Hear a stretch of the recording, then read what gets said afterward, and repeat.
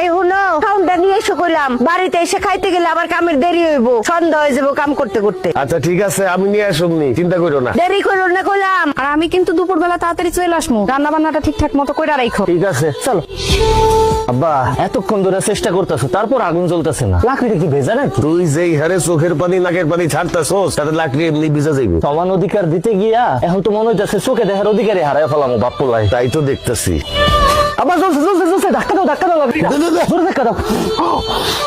ও ভাবি, আপনি কে? কিস্তি আলি। ভাবি কই? আপনি আলিফের বউ না? হ, আমি আলিফের বউ, কিন্তু আপনার বউ কই? বাপের বাড়িতে গেছে, ভাই আহে নাই, আপনি এসেছেন কেন? আরে ভাই, প্রত্যেকদিন কি আপনার ভাইরই আসতে হইব? তার অন্য কোনো কাজ থাকতে পারে না? শরীর খারাপ হইতে পারে না? আগামী 15 দিন আমি কিস্তি তুলবো। ভাবি তো 3 সপ্তাহ কিস্তি বাকি, তাড়াতাড়ি টাকাটা দেন। 3 সপ্তাহের কিস্তি রেডি করা আছে, আসেন। কই? টাকা তো ঘরে। নিয়ে আসেন। আরে বাড়িতে এসেন, নাস্তা করবেন, কথা বলবেন, আসেন তো ঘরে আহেন। মানে কি? কিস্তির 3টা জায়গায় 6টা দেবো, 3টা খাতা উঠবেন আর 3টা আপনার জন্য বোনাস। ও তো বাপের বাড়ি, বুঝেন না? হরামির বাচ্চা, তুই এসব কি কইতাছস? কিস্তি দেবো, আসেন না একটু ভিতরে। তোরে জুতোটা দিয়া পিডামু, তোর কিস্তি আলিফ এসে নিব।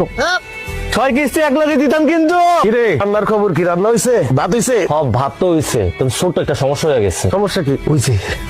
করছস নাকি? তুই তো সব ভাত ফেলাই দিছস। এখন আমি তোর মাল লেগে কেমনে ভাত নিয়ে যাবো? তাহলে তো দুপুরের মধ্যে খাবার নিয়ে যেতে কইছে। এ আব্বা, আমি তোমার একমাত্র পোলা, ভাতের মার গাল থেকে আমার হাতটা পুড়ে গেছে, সেটা নিয়ে তোমার কোনো চিন্তা নাই। তুমি আসো, মার লেগে কেমনে ভাত লয়ে যাবে সেই চিন্তা লইয়া। তোর মার ভাত যদি আমি সময় মতো না নিয়ে যাই, তুই জানোস আমার খবর করে দিব। বউয়ের শাসন কি জিনিস, বউয়ের যন্ত্রণা কি জিনিস, তুই কি বুঝবি? এমন কইরা কইতাছো মনে হইতাছে তোমার একারই বউ আছে, আমার বউ নাই। আমি তারে কেমনে খাবার দিব সেটা কও, এটা বুদ্ধি দাও। এক কাম কর, উঠা কি? মাটির থেকে সব ভাত উঠা ধুয়ে ফেলা। এই ভাতে ওকে খাওয়াবো, আমরা পরে রান্না করে খাবো। ঠিক আছে। তরকারির অবস্থা কি তোর? দেই তরকারি ও রান্না শেষের পথে, লবণটা দেখো তো। দেই লবণ রয়েছে।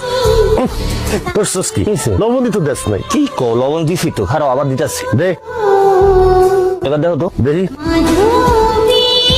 হয় নাই তো, আরো দে। এবার দেখো, ঘুষকেন সব হারাইয়া ফেলাইছো। তুমি তো একই চামচের থেকে বারবার লবণ সাইকা দেখতেছো, লবণটা হইবটা কেমনে? এখান থেকে দেখো, পাতিল থেকে দেখো, দেখো।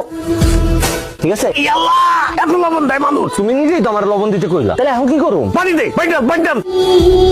কি করলি তুই? তুই কি এই তরকারির মধ্যে গোসল করবি? এত পানি দেয় কেউ? কি কো আব্বা, তুমিই তো আমার পানি ঢালতে কইলা। তোর মার সামনে তো আমি মুখ দেখাইতে পারুম না, লজ্জায়। খালি মার কথা লয়ে আইছো, আমি আমার বউয়ের সামনে কেমনে মুখ দেখামু? মারে আমি বুঝাই রাখবো, তুমি চিন্তা করো না। কি আর করবি? এগুলাই দিয়া দে, এগুলা লয়ে যাই। আল্লাহ জানে আজকে কি কবলে আছে। এটাই লয়ে যাও, যা আছে কপালে। হে বলা বেগম, আসো, খাইয়া দাও, আসো আসো। এ বিকাল বাজে 4টা, তুমি এত করে খাও না? একটু দেরি হয়ে গেল, কি করুম কও? খাও।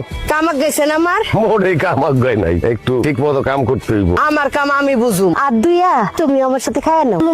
কে খাইতে হইব? তুমি প্লেটে খাও আর আমি বাটিতে খাইতেছি। প্রথম রান্না করছি তো, এর লিগে একটু বড় সুস্বাদু হয়েছে।